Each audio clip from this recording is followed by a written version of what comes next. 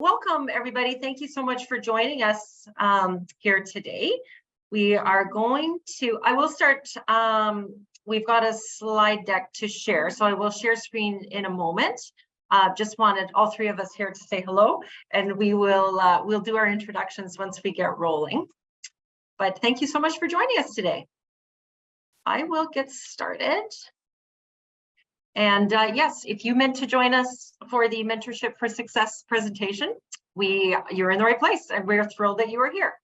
So we will get to introductions in a moment. I did just want to start with a land acknowledgement. So the Pathways to Prosperity conference is taking place in Montreal. So we've just included that, encompass that in the land acknowledgement, and I'll just get started with that while we wait for everybody to get online. We are deeply committed to equity, diversity, and inclusion. At the forefront, we honor Indigenous communities across Canada. It is their sacred land and on which we are privileged to live and work. Montreal is situated on the traditional territory of the Kanien'kehá:ka, a place which has long served as a site of meeting and exchange amongst many First Nations, including the Kanien'kehá:ka of the Haudenosaunee Confederacy, the Huron-Wendat, the Abenaki, and the Anishinaabe. We recognize and respect the Kanien'kehá:ka as the traditional custodians of the lands and waters on which we meet today.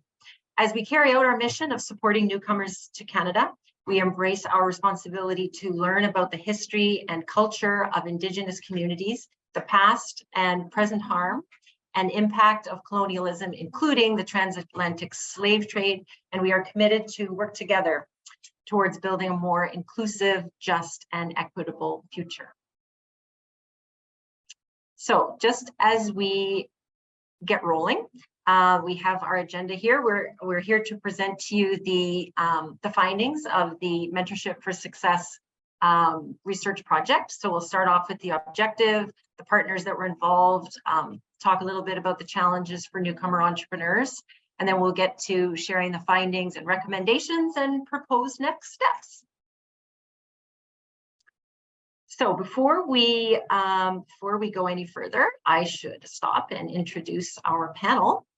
I will first start by introducing Marlena Ramchandran. She is the Y-Space Program Officer for the Women's Entrepreneurship Portfolio at York University. With over 20 years of experience in startup ecosystem building, Marlena has significant expertise in designing mentoring programs and digitization of mentoring processes through platforms and apps in the entrepreneurial landscape.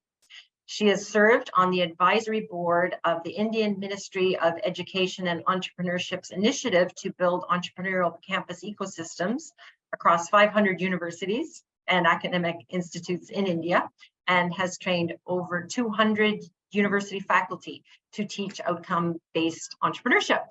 Welcome, Marlena. We also have Otis Mushanga. He is the Director of Programs and Partnerships at Access Community Capital Fund, which is a charitable organization based in Toronto. Their mission is to help remove barriers to entrepreneurship in Ontario through small business training, mentorship, and microlending. Otis has over 10 years experience working in the not-for-profit sector. He understands the challenges faced by emerging entrepreneurs, especially newcomers, and finds it rewarding to be in a position to assist individuals from diverse socioeconomic backgrounds in their journey as they aspire to secure a better financial future for themselves and their families in Canada through entrepreneurship. So thank you, Otis. And my name is Catherine Wilding. I'm the Director of Entrepreneurship Programs at Access Employment. I've worked in the employment sector for over 25 years, and I've worked on several teams at Access Employment for 20 years. For those of you who aren't familiar, Access Employment supports over 40,000 job seekers in the GTA annually. The majority of them are newcomers. In my experience at Access, I first worked as a job developer, then was on the corporate engagement team to make connections for Access clients and sponsorship opportunities to enrich Access programs. I have now been on the Entrepreneurship Connections program for 4 years, and I'm the director, and we have 3 programs now. We started with the core program, which is Entrepreneurship Connections for landed permanent residents in the GTA. We added Entrepreneurship Connections Pre-Arrival, which, as the name suggests, is for those who are not yet in Canada but wanting to learn about starting a business in Canada. And just in the last year, we launched entrepreneurship and self-employment for Ukrainians in Canada. It is delivered in Ukrainian to Q8 permit holders.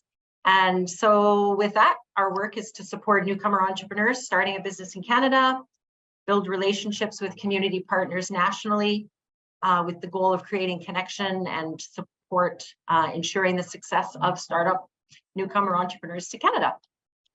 So that is your panel. Before we get started, we do want to note, well, there's 44 people in this virtual workshop, so we are thrilled with the turnout. That's fantastic. On we go. All right, so the objective of this research project. We all know that mentorship is so important. It's essential for the success of newcomers to Canada. And when we talk about entrepreneurs, mentorship is so vitally important to the success of new businesses, particularly low-income newcomer entrepreneurs.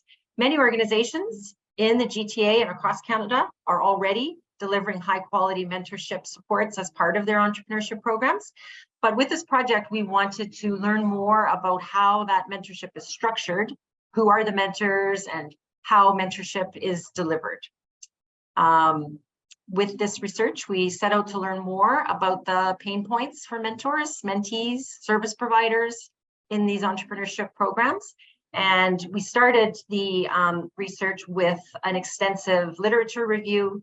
We held focus group discussions, one-to-one, one-on-one interviews with partners and service providers.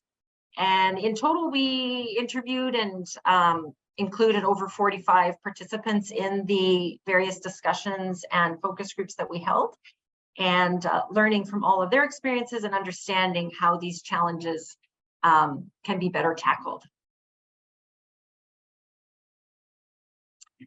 So the partners involved in the Mentorship for Success project, I should say at the outset, the entire project was made possible with support from the Metcalf Foundation, and Access was the lead, but this was a collaborative effort from the outset. That was the full intention, that there would be wide participation across entrepreneurship organizations across the city.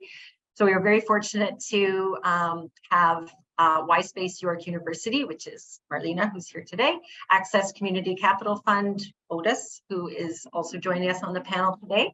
But we also had Business in the Streets, United Way of Greater Toronto, North York Community House, Scatting Court, and RISE organizations and participants who provided mentors, mentees, gave their own input and feedback on the research as we went through. So I'll hand it over to Otis now to talk more about the challenges of mentoring entrepreneurs. Thank you, Catherine, and welcome everyone. We know that entrepreneurship generally is a lonely venture, and more so when it comes to newcomers to a new country where they have to navigate a lot of other issues before they get settled. So we find that in our support of entrepreneurs, there is more challenges that newcomers tend to face than those who were born here or have been here for a long time.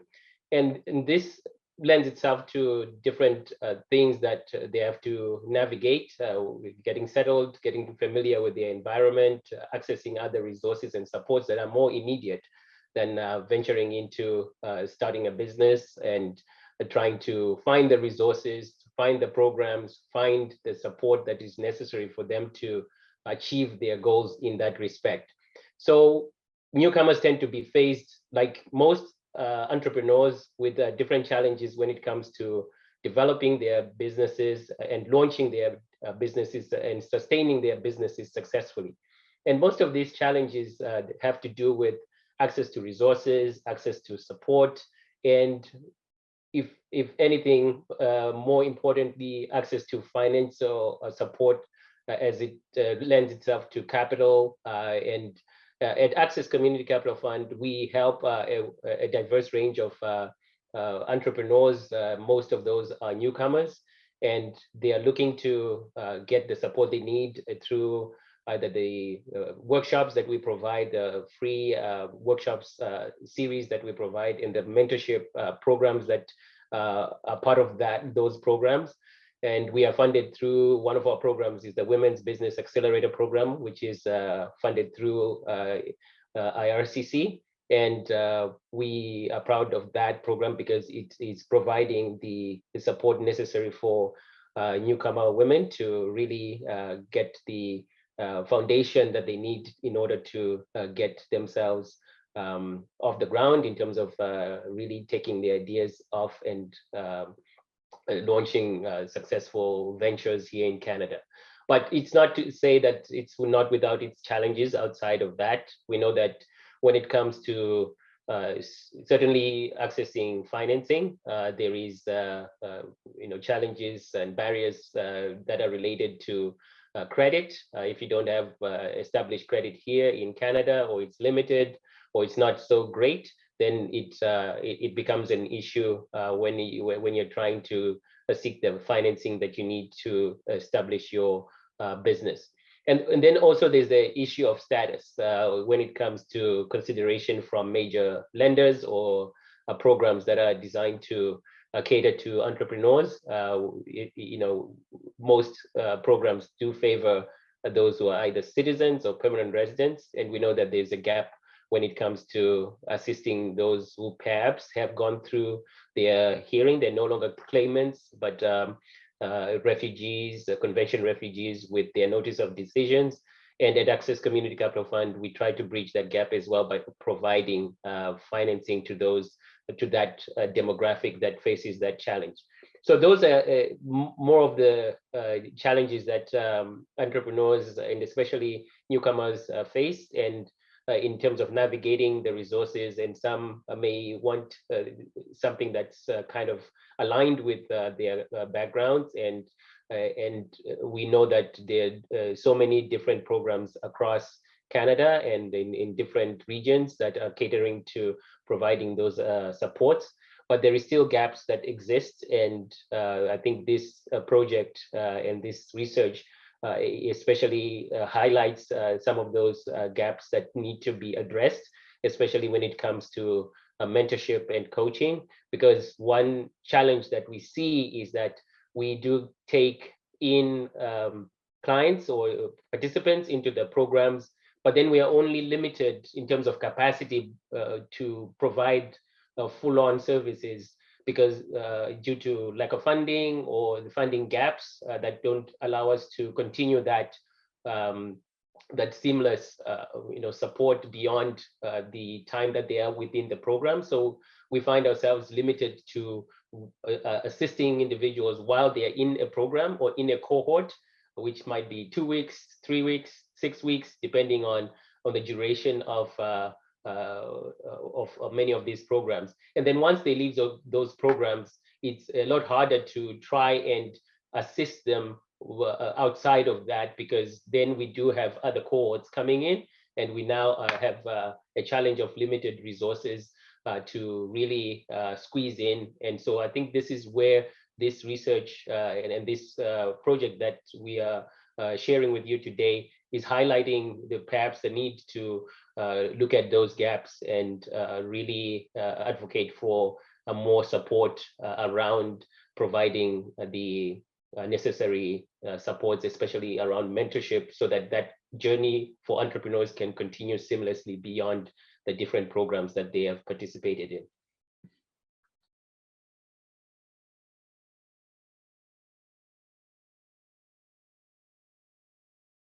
Thanks, Otis. So throughout this presentation, we want to share a couple of success stories with you.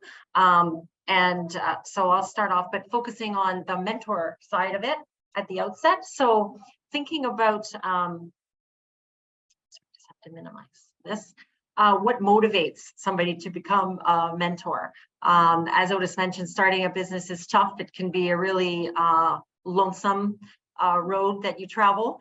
And many mentors are attracted to mentoring a newcomer entrepreneur because they have extensive experience launching and running their own businesses. And they want to support a newcomer entrepreneur by offering them tips and advice that they wish perhaps somebody had shared with them when they were starting their business out. So to share with you about one of our mentors at Access, who actually over the years has mentored several of our client participants. So we'll call him John, had worked for over 30 years in business startups and business operations. And when he joined Access as a volunteer mentor. So he's now an experienced mentor. He had startup experience, but also many years of managing and operating businesses.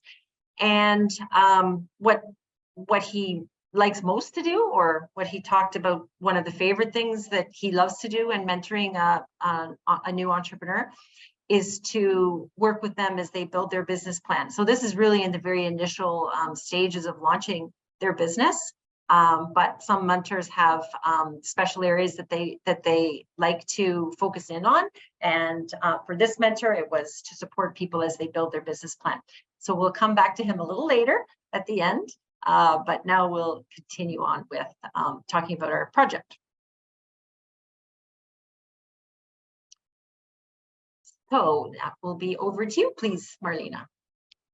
All right. Thanks, Catherine and Otis, and welcome everyone. I know this is a difficult time. Most of you must just have had your lunch, so we are going to try and keep this as interesting as possible. So hope you have your coffees in hand. What I really want to talk to you about is based on the key research findings, we've tried and bucketed them in 6 major areas. So the first theme that we strongly noticed was what are some of the needs of the mentees when they enter a mentoring relationship? Being a newcomer, being an entrepreneur, there is so much of unknown that they need to explore, that at this point of time, one of the big areas that they identified was they need more choices in the mentoring program. In terms of choices, this could relate to having choice in terms of who is the kind of mentor that they are working with, or probably what's the kind of mentorship model that they want to follow. Is it a one-on-one mentoring? Is it a group mentoring? Do they feel more comfortable talking amongst a peer group of people? So that's one area that they identified. As long as they have more choices, it makes the mentoring process more easier. Another important need was choosing the mentor. And as far as choosing the mentor is concerned, the topmost thing that was identified was what's the vibe or what's the chemistry. We've seen with a lot of mentoring relationships where, the mentor may be highly experienced, may come with a lot of expertise in their particular domain. But if the communication is not right, or if they're not able to understand what the mentee is looking for, or if the tone of the conversation is not right, and the vibe doesn't match, the mentoring relationship is termed as inefficient or not working out. So that's something that mentees have identified. We already spoke about the mentorship model. The other area that they identified was the duration of a mentoring relationship. Like, it's very difficult to identify specifically in an entrepreneurship venture, how long is someone going to need support, right? For someone, it could be something as short as, I want to understand how to get my organization incorporated. Whereas for someone, it could be a more long-term strategy where they really want to sit with a mentor and figure out what's their ideal customer profile. So in terms of the needs of the mentees, 3 big areas. They need choices in the mentoring program. They need to figure out the mentor, the vibe, the chemistry, choice of mentorship model, and the duration of the mentoring relationship. The next theme that was identified was who really is the mentor that they are working with, and how do you really identify this mentor, and what are the criteria in working with mentors like these? So one area, the first area that we are looking at is diversity of mentors, right? So diversity comes with many connotations. It could be age, it could be the stage of the business that the mentor's coming from, the knowledge or the expertise that they have, their gender, their sexual orientation. Like I come from the women's entrepreneurship part of the program. And one thing that we've noticed with women entrepreneurs specifically is they set very high standards for themselves. They need to be the best moms. They need to be the best entrepreneurs. And sometimes it's difficult for someone who doesn't come with that kind of orientation to understand where she's coming from. And we've realized that women entrepreneurs need a woman entrepreneur mentor because they understand these nuances of what it is to run a venture as a woman versus somebody else. So diversity is something which is very important as far as mentoring is concerned. Another important area to look for is mentors with lived in entrepreneurial experiences, right? For someone who's been there, done it, most entrepreneurs, if you hear success stories, you'll know that, they started from garage, they spent sleepless night. Many of them go bankrupt before they actually get into success. So for someone who's been there, done it, it becomes so much more easier to relate to a newer entrepreneur and put themselves on the same page and have conversation on the same page. So an entrepreneur with a lived-in experience is something which mentees prefer. Another big area is mentors with DEI training and empathetic. As we all know, a lot of us are, I myself am an immigrant to Canada, took my time to get through the system. And the way Canada deals with DEI is so much different from many of the home countries that we come from. And if you need to succeed faster in this industry, or you need to kind of understand the nuances or the cultural nuances, it becomes important to go through a DEI training, because that kind of make sure that so many barriers that would have put in place later are eliminated from day one. So that's another area that's looked for. And then last but not the least, mentors who have an understanding of cultural nuances.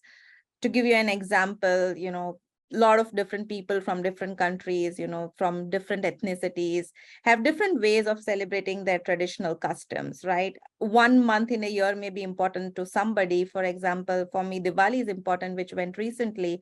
And if I'm an entrepreneur, and if I had another entrepreneur mentoring me, I wouldn't expect to sit and learn and work on my business 5 days during Diwali.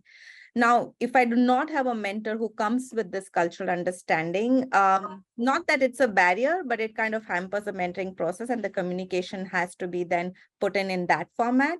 So if I have someone who comes with that cultural understanding, it just becomes easier for me to talk about it. So these are some of the few areas as far as what kind of mentors is a mentee looking for. Let's move on to the next one, which is theme 3. Which are the gaps and needs. So we have been talking about this, and for all of you who've been in this newcomer ecosystem, there are a lot of mentoring programs available. And there has been generous amount of funding for programs like these as well. However, while we continue to create impact, while we continue to have lots of success stories, there are certain gaps that have been identified, and it becomes important to talk about them and see how we can address some of these gaps. A big area definitely is that how can there be a system established which kind of puts a specific process to the mentoring? For example, when a mentor and mentee come together, what's the first level of conversation that they should be doing? So probably the first could be introducing each other, right? The second session can be more about what are the goals that we want out of this program, out of this mentoring relationship, maybe as an entrepreneur, right? So setting up systems like that in advance prior to a mentoring process can help structure the entire process and can help the time utilization be more effective. Another area that was identified was building an entrepreneur's capacity. Now, what we really mean by this is capacity building could be in terms of knowledge, it could be in terms of network, it could be in terms of community. So a mentee would want to work on that area. Knowledge capacity could be in terms of workshop. They could understand how to build innovative business models, how to build a business plan, what's the sales strategy, how do you identify what's your value proposition, right? And then in terms of community, What are the kind of experts that I could go to? What are the kind of tax laws which are available here, and who can give me advice on that, right? So capacity building was another area that was identified. It was also recommended that there is a strong need for a handbook. So all the conversations, all the processes that we spoke about, it would be great to have it documented in a handbook, which is shared both with the mentee and the mentor. And there's a certain level of orientation done for both of them. So the mentor understands, how do I approach this relationship? Where do I need to step in? And where do I not overstep in terms of the boundaries? These are some of the stuff that the handbook could cover. It could also cover stuff like, how do you assess the effectiveness of the mentoring relationship? And that brings us to the next point, which is need for a readiness assessment. Now, what we really mean by this is, how ready is an entrepreneur mentee to be mentored, and how ready is a mentor to mentor somebody, right? If it's a mentee, the investment, the readiness could be in terms of, are they willing to listen to any feedback which is provided, right? We've very strongly seen that, when entrepreneurs come up with an idea, they almost fall in love with the idea. They're like your boyfriend or your girlfriend. You don't want to hear anything bad about them, right? But from a mentor's perspective, the idea is to help the entrepreneur succeed. And if you want to succeed, it's important to give objective feedback, objective criticism, which will help them take their venture to the next level.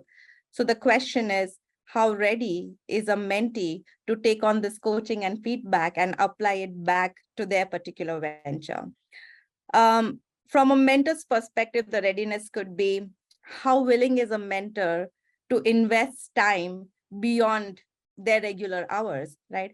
How willing are they to go above and beyond to understand what it is needed to make this mentee or this entrepreneur more successful in their venture?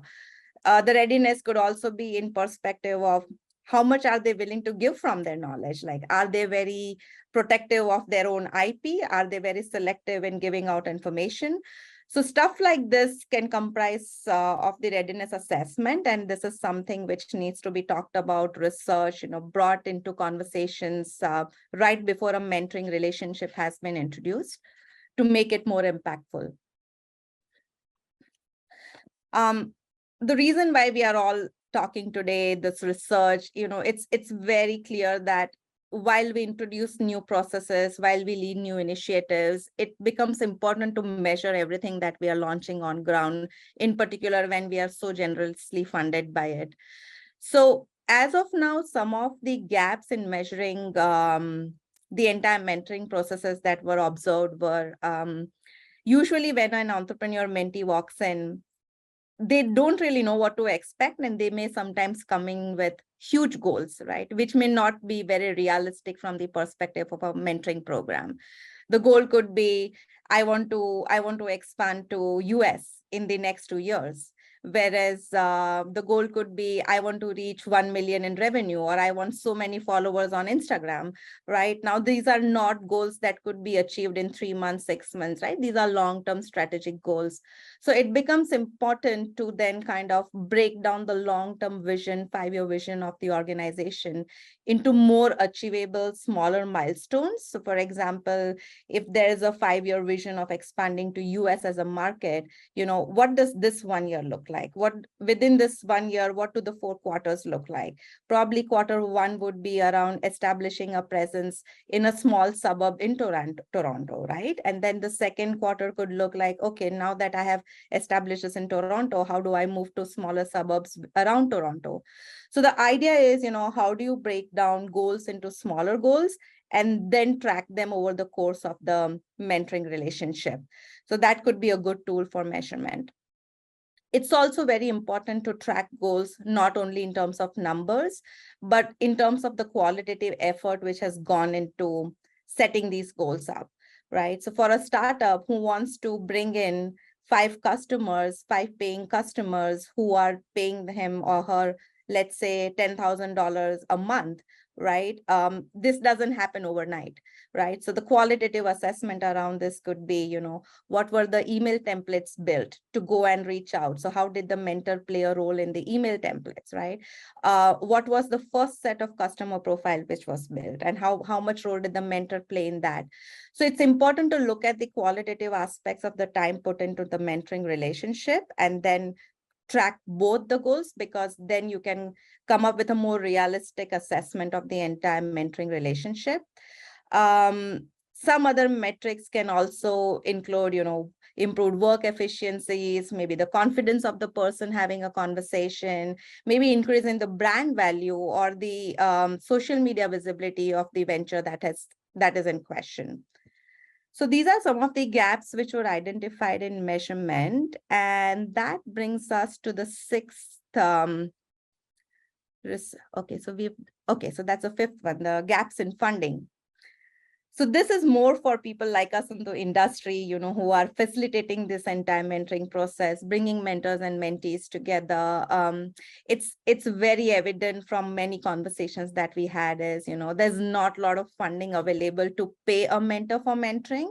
And if there was funding available, there could be a drastic change in how a mentoring relationship has been set up.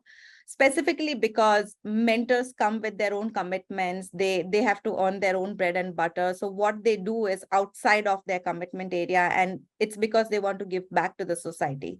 So while they do what they can, if there's funding available for them, or if they are paid a small honorarium, it can go a long way in helping the mentor stay more motivated and put in a lot of effort to continue to mentor a mentee.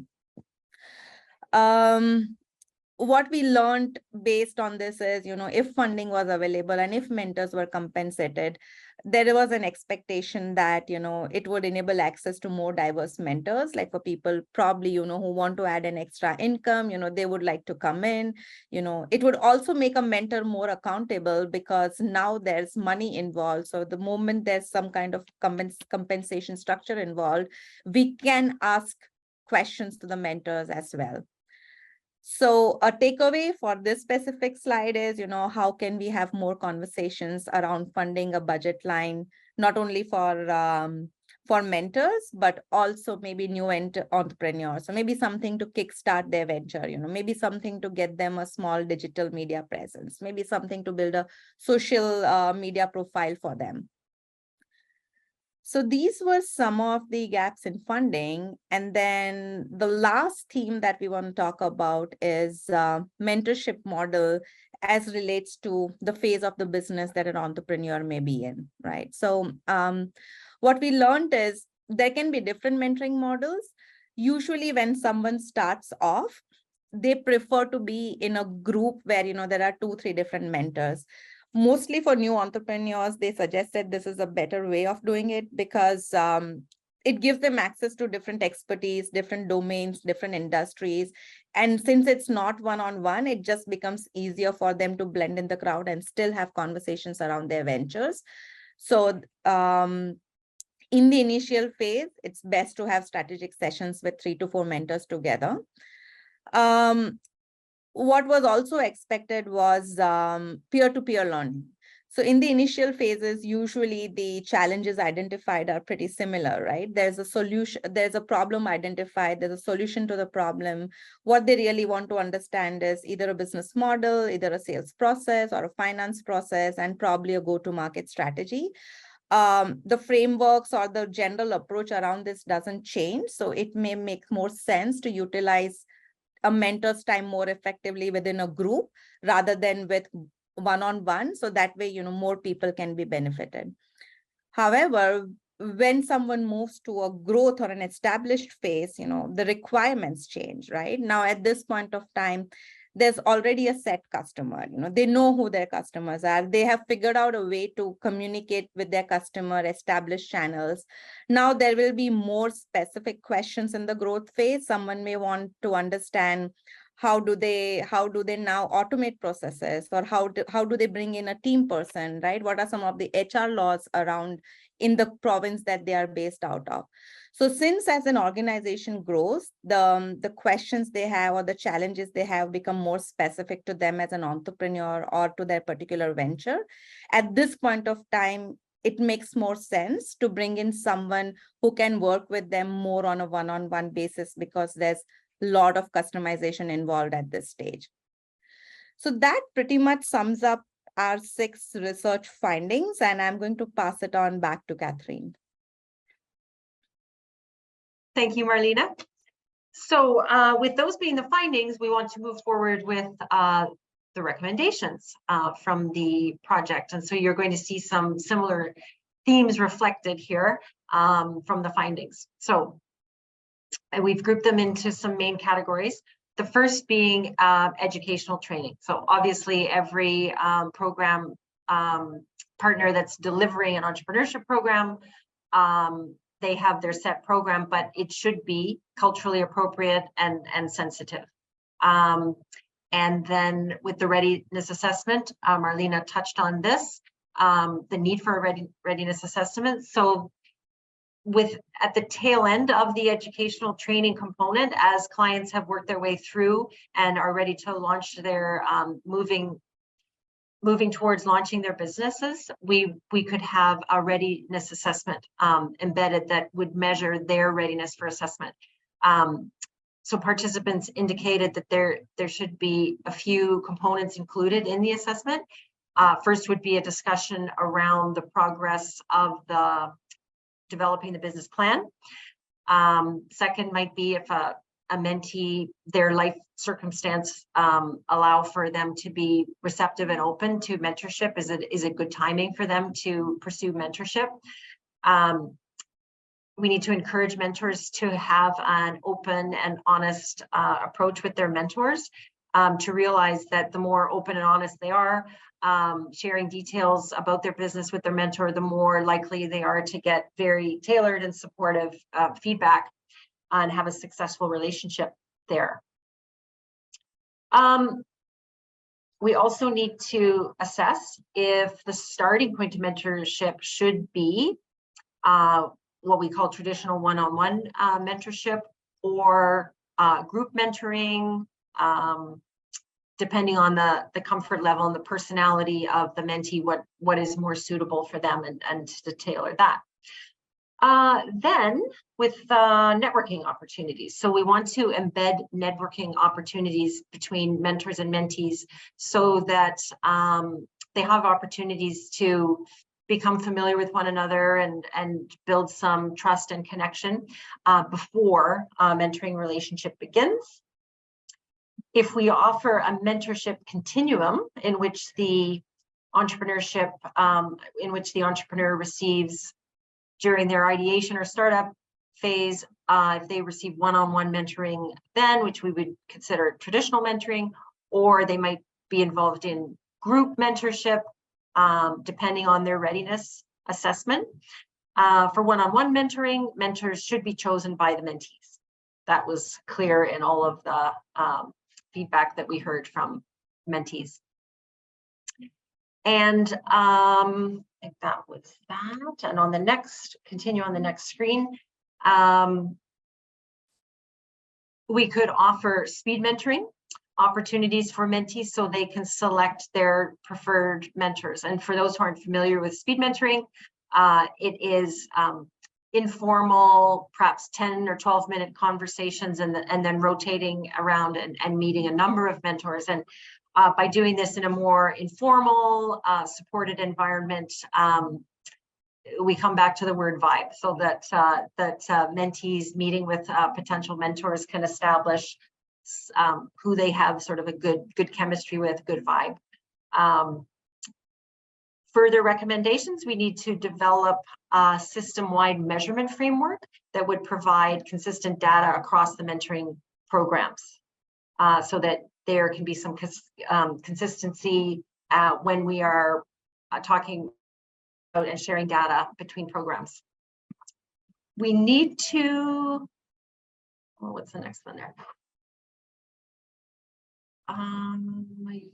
We need to develop a strategy So one of our chief recommendations is to develop a strategy with funders to raise awareness about the funding gaps mentioned previously.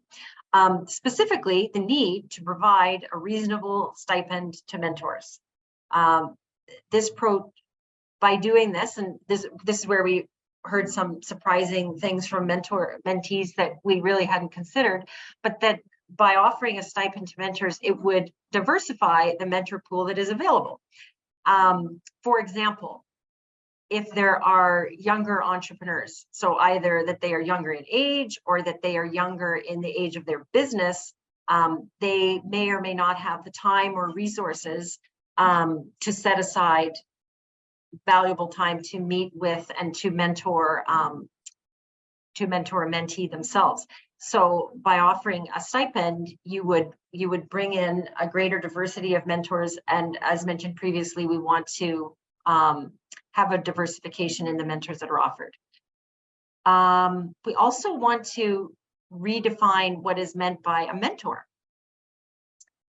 There is a perception that a mentor needs to be someone of a certain age or a stage in their career, that they are very experienced as an entrepreneur, that they have years of experience.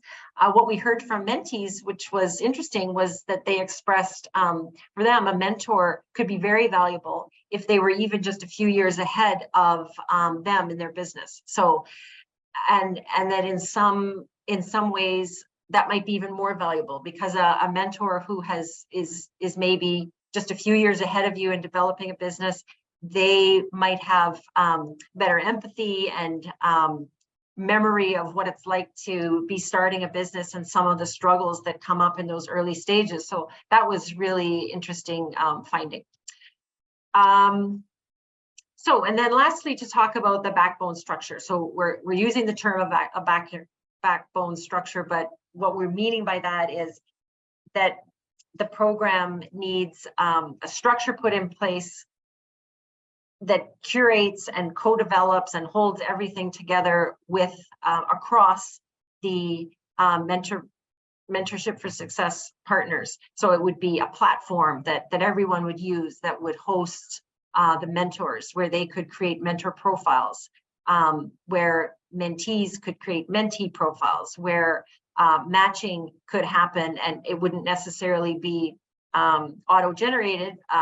As we've talked about previously, the matching needs to have a chemistry, and mentees need to be choosing a mentor that suits them best. But to help with matching, the structure, the platform could also be a source for data collection, so that goals are measured, progress is tracked, check-ins and keeping in touch with relationships, the different mentoring relationships, and all of that data then could be used and measured and used in reporting. So that was continuing on with that. And then we had some specific recommendations that we've maybe already touched on in terms of mentors, so that we need to curate our mentors so they are diverse in age, the stage of business that they are as an entrepreneur, their race or cultural background, their knowledge, their expertise. Maybe they have they're subject matter experts in specific areas. We need to have diversity in gender, sexual orientation, so that when mentees are meeting a mentor, they find someone that they find really that they fit well with. So mentors should also have lived experience, and they are an entrepreneur, whether it's 3, 5, 10, 30 years, but they have to have had that experience in entrepreneurship. We want to make sure that mentors understand the different cultural nuances, as Marlena was outlining, that mentees bring to the table, and if they're newcomers to Canada. And to create this, we thought there should be a mentoring 101, a basic preparation that all mentors would go through, that would include diversity, equity, and inclusion training to support diverse mentees. It could also include mental health training. It could have trauma-informed approaches and counseling, so that when mentors are supporting marginalized mentees, they have greater empathy. And lastly, we should also have some facilitation skills, so that when they are counseling, they're offering a professional presentation of their ideas and supports. For mentees, we had a number of recommendations. There needs to be flexibility in the mentoring program, so that mentees can decide how long and what kind of mentoring relationship they would choose, as we mentioned previously. We need to allow for matching to be directed by the mentee, as chemistry or the vibe mentioned repeatedly throughout the focus groups and interviews. That's a huge criteria for success in the relationship. Mentees need exposure to a variety of different mentors. Each different mentorship model helps to grow their network. So there might be group mentoring with peers. There might be one-on-one mentoring that, as Marlena was mentioning, that you might go to one mentor for developing a business plan in your startup phase. And once you've launched and you're growing your business, then you might need a mentor who can give specific feedback on cash flow or scaling the business, different methods to do that. We also need to provide mentees a network of professionals, or a group of a focus group, a feedback, people who are willing to pilot their product or service and give them feedback on that. That was a really interesting recommendation. And lastly, we need to offer mentees a strategic session with a group of mentors. That could be perhaps a panel that would give them group feedback on issues in their business plan. So a number of different recommendations with regards to mentees.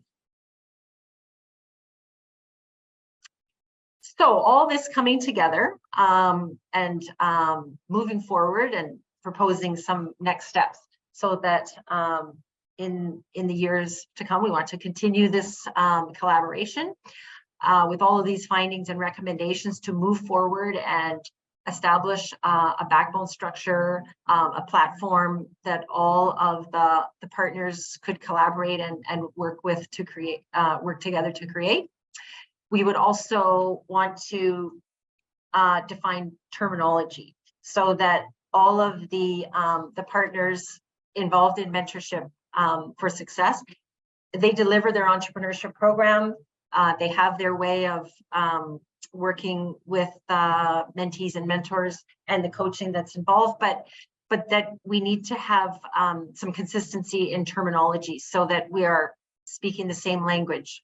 And that would ensure that when we are perhaps marketing the program or building awareness in the community for these mentorship programs, that we're having a consistent approach. And then with regards to data, if we work together to create data protocols that can be used by all partners across the collective, then these protocols would ensure that data is consistent, could be shared with funders, and we would have then sort of a standard approach to collecting and sharing data. I think we're back to Otis. Otis is going to, we're just almost wrapping up, but we wanted to share a few more stories with you before we do that. And Otis, you are there. Yes, so we wanted to share a story of a mentee from our program. So we have a Women's Business Accelerator program that's focused on helping newcomer women who either have a business idea or have launched or had a business before coming to Canada and are interested in sort of understanding how to navigate that journey here. And so this story highlights some of the components that have already been shared in terms of what makes for a good mentorship program. We use sort of terminology around coaching in our program. So that's where Catherine was highlighting about the consistency in language, but you know, it's it's all based on what makes the most sense for the different programs. But I think the goal is to kind of come to a consistency if we're going to collaborate and move forward together in helping to advocate for greater resources to be injected to the entrepreneurship programs that many of us, I think I saw some responses in the chat earlier that some don't have programs yet, but are looking into establishing programs, and some perhaps have a mentorship, but again, it's not paid, which is kind of aligning with what we're finding and what the findings have been. So this particular story is of a Southie who is originally from Lebanon and had a background in literature, and she found our program, has immigrated to Canada due to a civil war there, and really wanted to focus on putting together a picture book for children.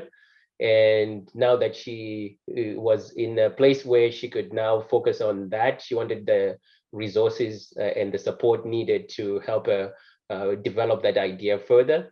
And so she joined our Women's Business Accelerator program, which is funded through IRCC.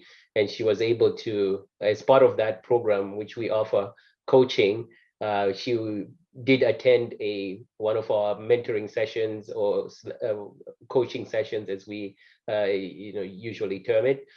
She had a facilitator who is also new to Canada. So that mentor ended up being someone who is a volunteer with us, who has experience in business, but is also new to Canada and also looking for opportunities to connect with other women, and especially newcomer women who are in sort of that early stage of trying to figure out what are they going to do in terms of business. So that worked out because it was a small group coaching session, and we tend to focus on those in different stages of their journey, because then again, it's more of confidence building and network connecting each and every entrepreneur with others in a more smaller group setting to get some feedback. And so she was able to come into that with an open mind and really looking for feedback and connecting with others. And it so worked out that the mentor is again had a background in business, but also new to Canada.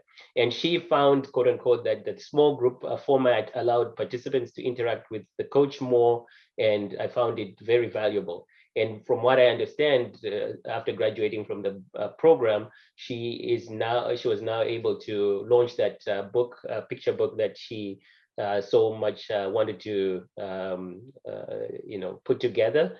And I understand that it's now part of a literature sort of readership for fifth graders in the Middle East and in North Africa. So that highlights sort of one of the components of the journey entrepreneurs face, especially when it comes to coaching, gaining the confidence. I think when we're talking about measuring, the measurement, confidence is something you can't put a number to in terms of metrics. But I think that's one of the things that we see throughout the program is helping to empower entrepreneurs to gain the confidence to really believe in themselves, to own the idea, and really with the support system around them, especially around mentorship, that is impactful in helping them, propelling them to the next stage of their business and entrepreneurial journey. So moving on, in terms of concluding, we are going to look at some of the recommendations. Again, we just focusing on what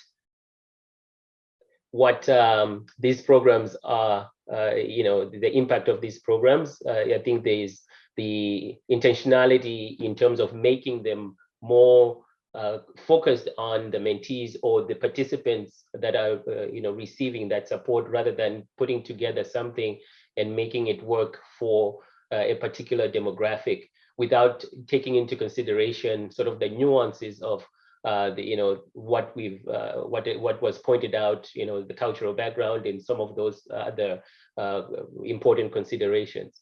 And then there is a sense of the fragmentation in the system as well, which can only be repaired through collective planning and coming together, and more importantly through funding, because the capacity issue is very it's very big.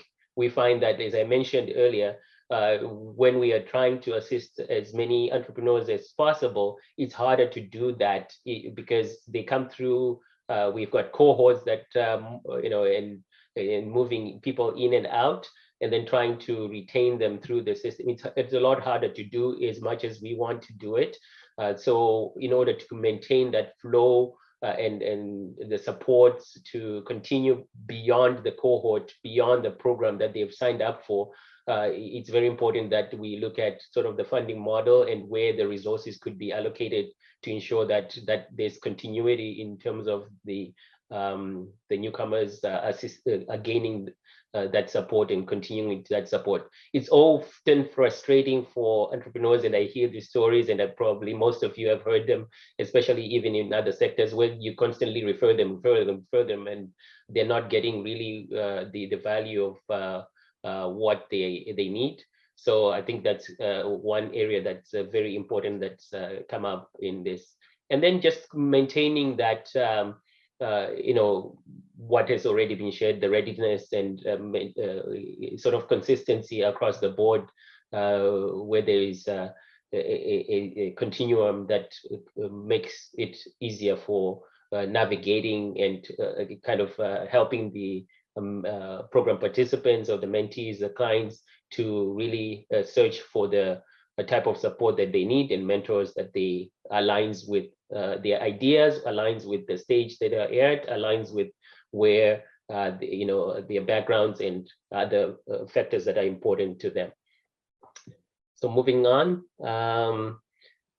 I think the call to action is really about the continued conversation, continued collaboration, and sharing of these findings, and having more conversation around the gaps that are there, and how we can come together as a community to and as organizations to really try and remove these barriers and create a system that is seamless with few barriers in place. I think newcomers face quite a number of other challenges outside of entrepreneurship directly, but it's very important that within this sphere we are able to remove those barriers and create some these stories that we have shared, like the mentee story that we've shared, and more of those than more of the frustration.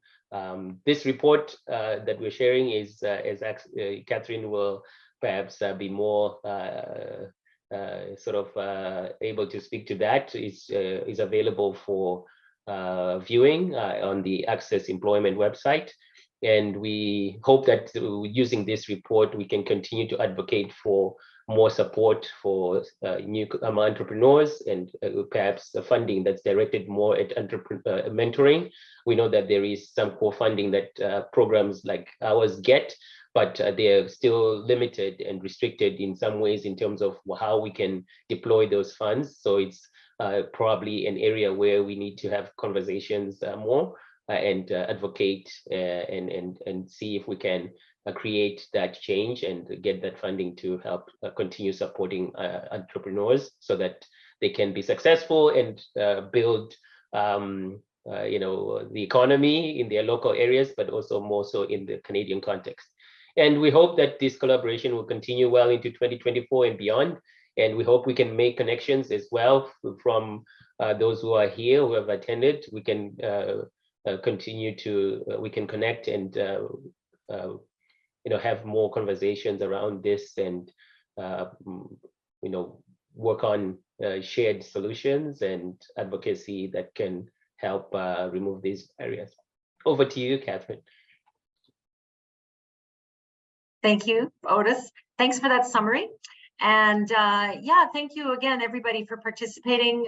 Marlena and Otis, thank you so much for collaborating as representing the collaborative venture that we embarked on with this research project. So this presentation today is drawn from the full report. So what Otis mentioned, and we'll try and put this link into the chat, is that on the Access website, there will be the full report. There's also the lit reviews, if you wanted to look at all of the information that we have there, and we've got it all together there. So that was, you know, the objective of this project was to bring all these findings and recommendations to you, but also to continue the collaboration, so that we hope in 2024, those of you who are interested in joining us can continue to collaborate as we build the entrepreneurship, mentorship for success, supporting entrepreneurs